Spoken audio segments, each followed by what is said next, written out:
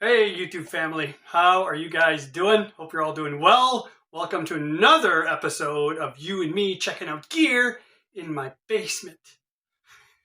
This one is a long time coming because for months now, demos of different guitars I modded or me trying out a different pedal, showing you the features of it, and for the most part, you've been hearing those things through that little 10-inch implicit audio cab kit that I built in my shed.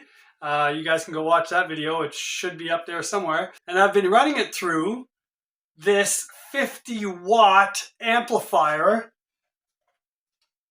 Ugh, there it is. There it is. I don't know how much longer I can hold this 1.2 pound beast.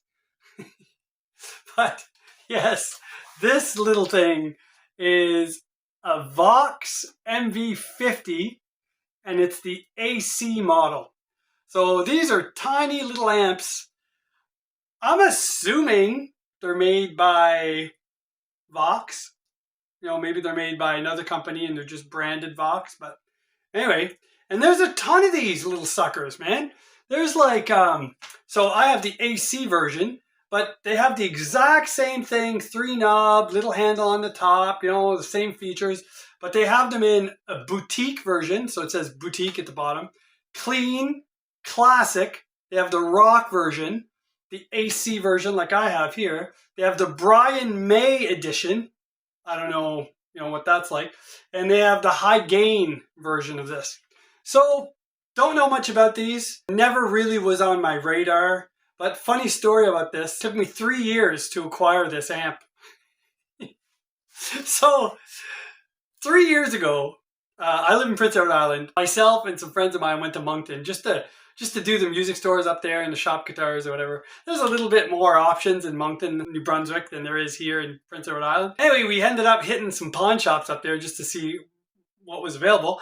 And this thing was in the counter. It said new, although they didn't have the original power adapter, but they had one that worked with it. And they had the original box, but you could clearly tell that it had been beaten up a bit, right? They had a new sticker on it, and they had it on for, I think it was $1.99. Regular price here in Canada, these are $2.99 plus taxes. So close to $3.50. So I told the guy, right? I told him, hey, listen, I'll give you $180 cash out the door. I'll take it right now. He's like, oh, no, we can't do that. We'd be losing way too much. But it's brand new. Like it's already marked down, like almost $100. Like, no, we can't do that. So I'm like, all right. So I left. Fast forward, a year later, I'm in Moncton visiting my sister, who lives relatively close. And I pop into that same pawn shop. Lo and behold, here it is. It's in there. And they have it marked down to $180. Right? $180 marked down. So I'm like, that's what I offered these guys 12 months ago. So I walk up to the counter. I'd already tried it the last time, so you know, I knew it worked. And so I'm saying, hey, look, I'm interested in that amp. I'll give you $150 cash out the door. He's like, well, let me check. So then he goes and talks with his manager, and then he comes back and says, no, sorry, nope, we can't do that. We can't do that. We're losing way too much. It's already marked down. Marked it down twice. We can't do that. I said, I know. I said, I offered you that money for it last year. And it's still sitting in your counter, depreciating and collecting dust. So I'll give you $150 right now so that doesn't happen again. No, we can't do it again. I'm like, all right then. So I left it there again. I'm like, no, whatever.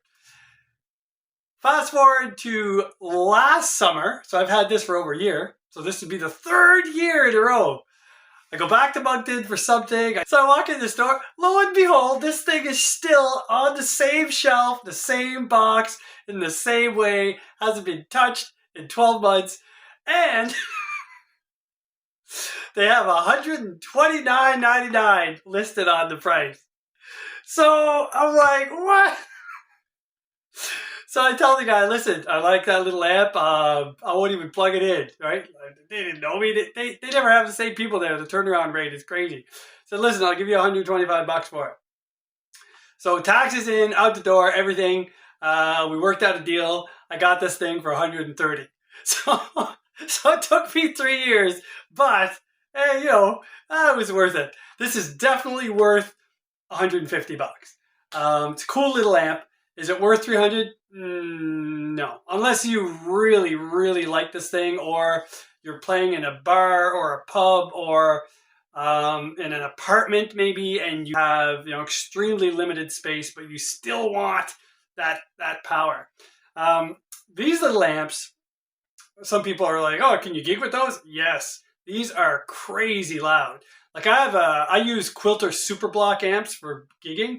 They're, you know, tiny little pedal board amps. They have a lot more features than these, and they're only 25 watts, and those things are plenty loud to like overpower a drummer. Like no issues whatsoever. I've never had a problem.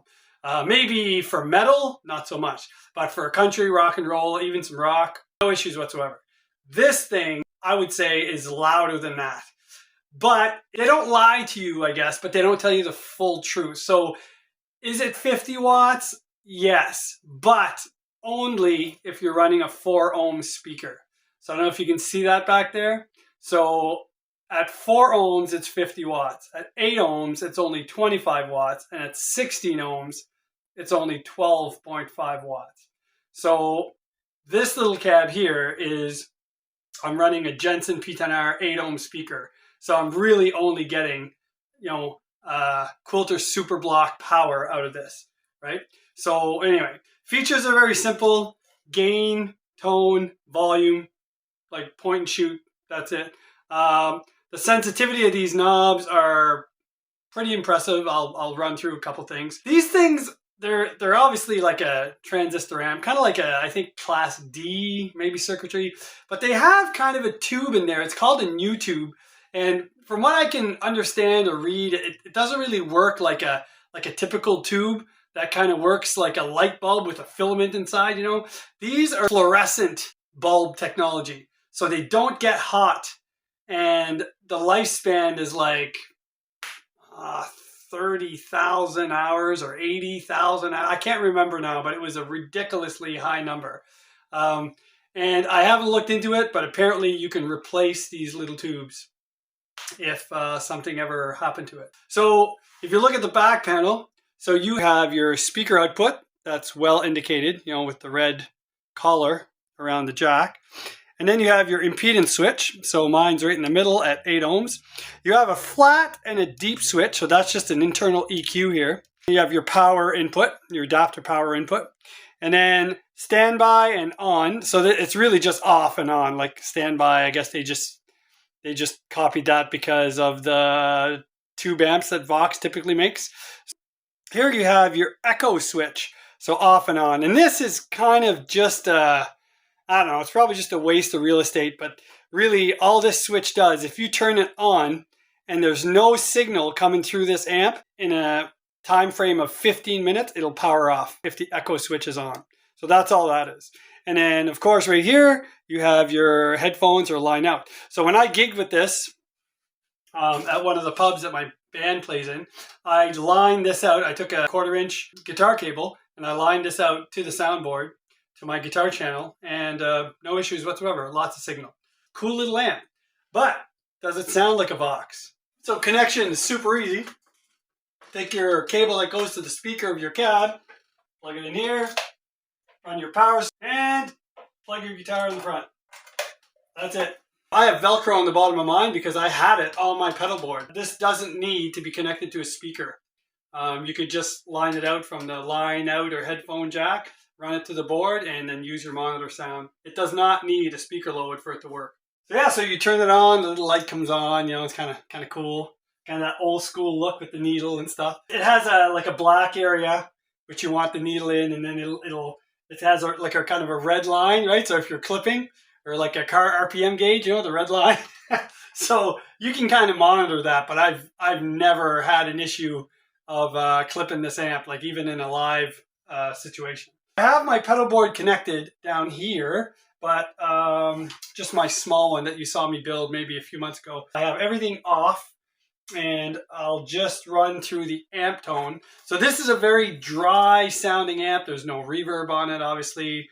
It is what it is, and I'm running it through obviously a small 10-inch speaker. So don't expect to be like, oh my god, that sounds so awesome. Like, it's not going to be great, but give you an idea anyway. So with the gain totally off, and with the volume and tone in at 12 o'clock, you do get some sound. You have this, which isn't bad.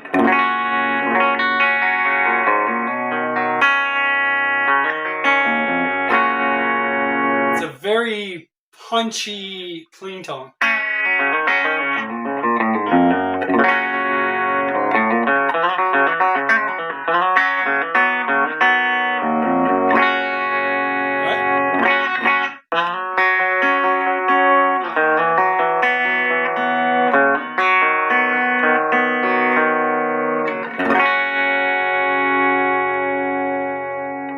Responsive with different pickups. So here's the neck pickup.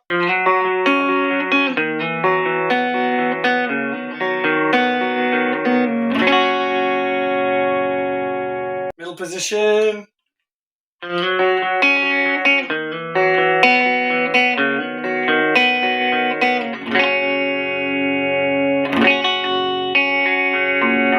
Alright, let's do the opposite. Let's turn the volume down. Let's crank the gain, just to show you like one extreme to the other. And now because the volume's down, there will be no sound.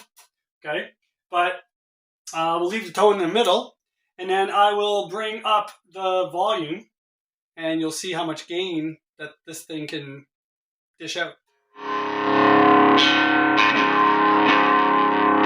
So this is on the bridge pickup.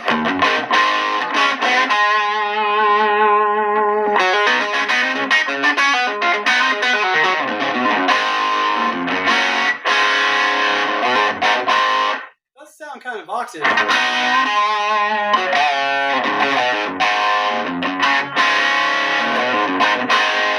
It's very saturated. Neck position.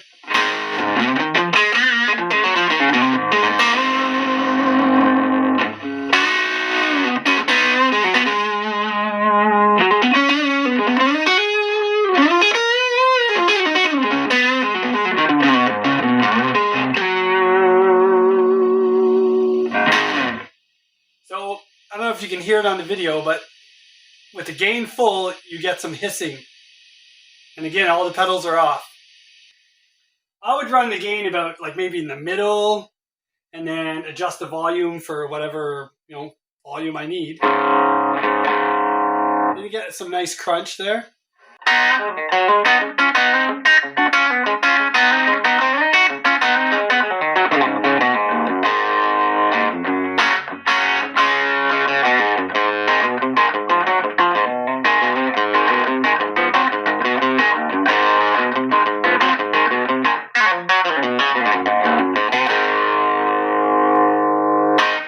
Put the tone at like 9 o'clock. It'll darken up, the telly quite a bit.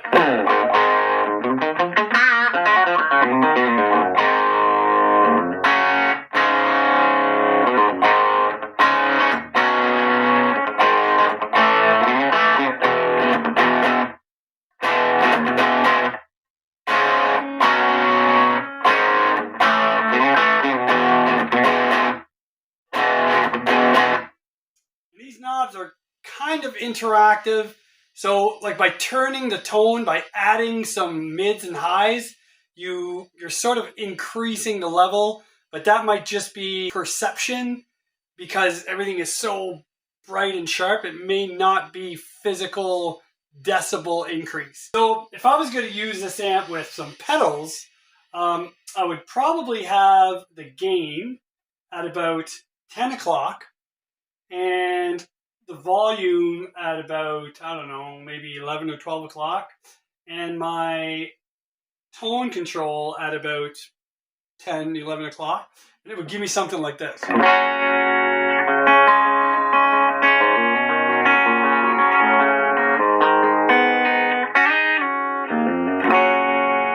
So much volume. So I'm right on the verge of breakup. I don't know if you can hear it. Like, it's still clean, but if I dig in, I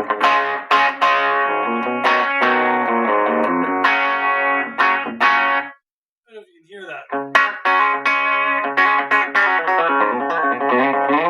So this setting I find good, like when you want to add pedals. So if I go to my compressor, I would have this. So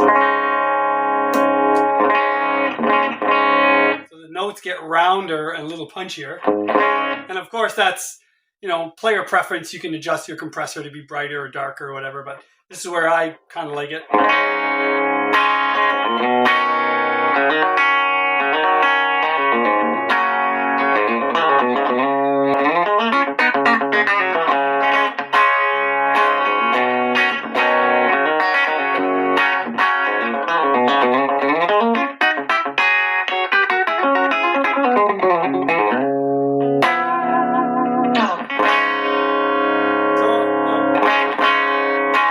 Add some delay, we get a little bit of texture to this amp.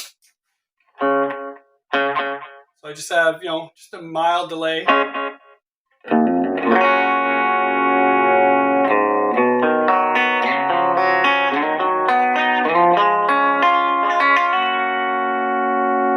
Middle position.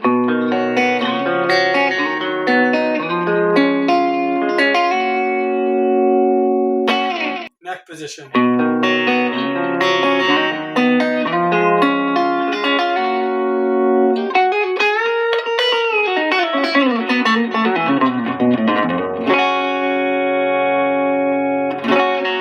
So yeah, it's nice.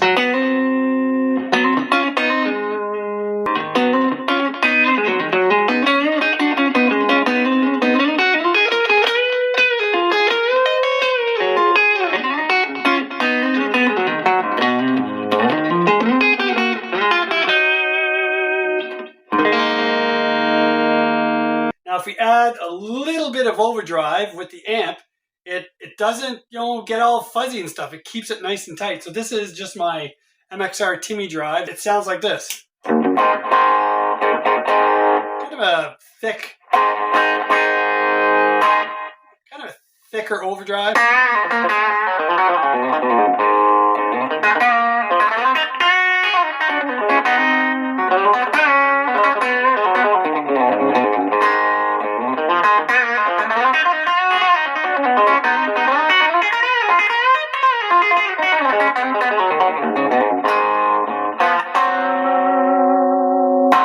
I like it. Pretty cool. And then if I go heavier gains, I got a Wampler Clarksdale on this board, like you've probably seen before.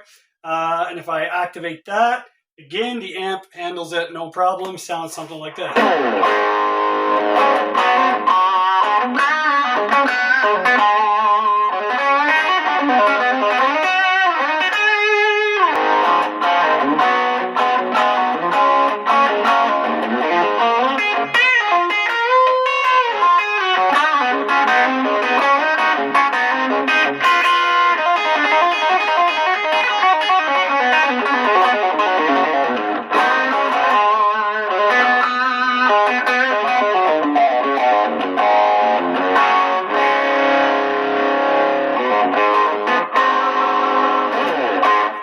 I take all these pedals off and I just go back to total clean, just the amp. If I activate my booster pedal, so this is what we have, just normal, with the booster on.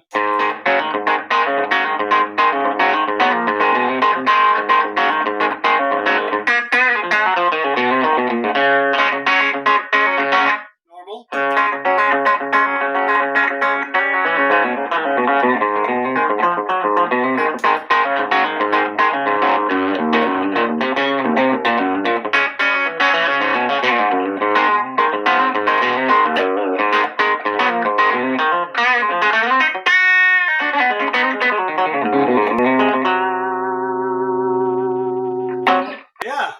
It drives the front of the amp and it reacts kind of like a tube amp. It gets a little saturated. So what we just did, if I add compressor and delay, and then I boost the front of the amp, right? You still get the saturation, and the other pedals come through as well. So, you know, this amp is not like a tone killer by any means.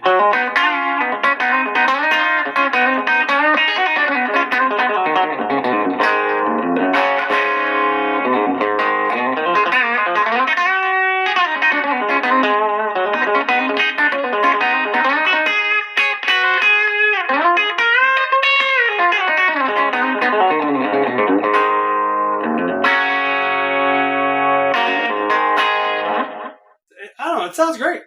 And then, again, if I add some drive and boost the drive, so this is just a regular drive, I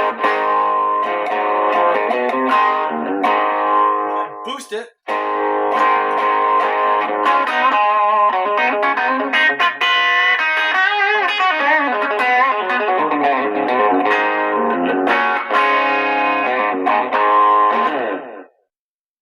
really get some nice attack there. And same thing with the heavy gain. So that's the heavy stuff.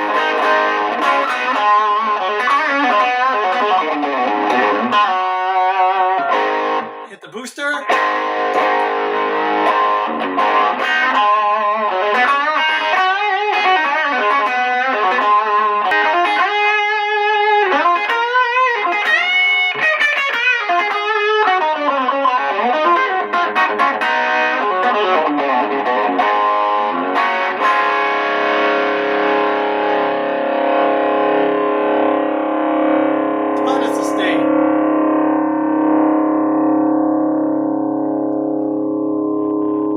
Goes on and on. So yeah, really cool amp, and it definitely won't break your back. Won't even break your thumb. This thing is, it feels like a toy. But you know what? It's like metal construction, and the knobs feel really good. You know, they have some resistance to them. There's no play. The jacks feel really good too. They're firm when you plug your cable in. I like the impedance options that you have back there. Overall, pretty cool amp.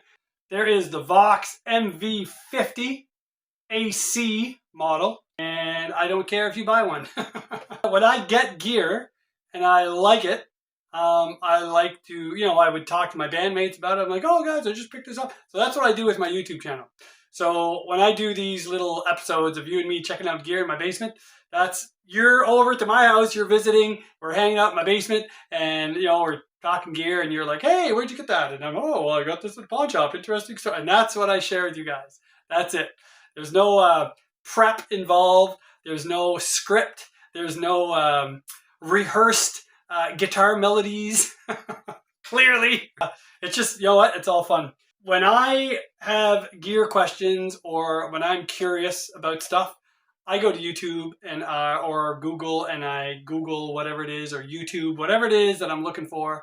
And I really appreciate the people out there, you guys, namely, who take the time to put this stuff together. I understand that some of the people out there get paid for this stuff, and I understand that some of these people may have to sway the truth a little bit, you know, to make it sound a little better than it should. And you know, because of the contract that they have with whatever company. And I understand that some of these people are running their devices or whatever through recording software, and you know, they're inside of a studio and they have all these mics up, and sometimes the sound may or may not be audibly accurate to what you will experience at your house with your little cab and your new purchase. That's why my videos are just plain Jane, no smoke and mirrors. I'm not here to impress, and I'm not here to support my family. I have a job for that. So this is just for fun. So you guys do whatever you want, but if you're looking for a little amp that doesn't weigh a whole lot, and you like that AC15 kind of jangle, man, I don't know if you can go wrong with this. This is pretty cool. And for the amount of power you can dish out, you know, even at 12 watts or 12.5, this thing can put out a lot of juice. So that's it for me and the Vox MV50. You guys take care. God bless. And I'll see you in the next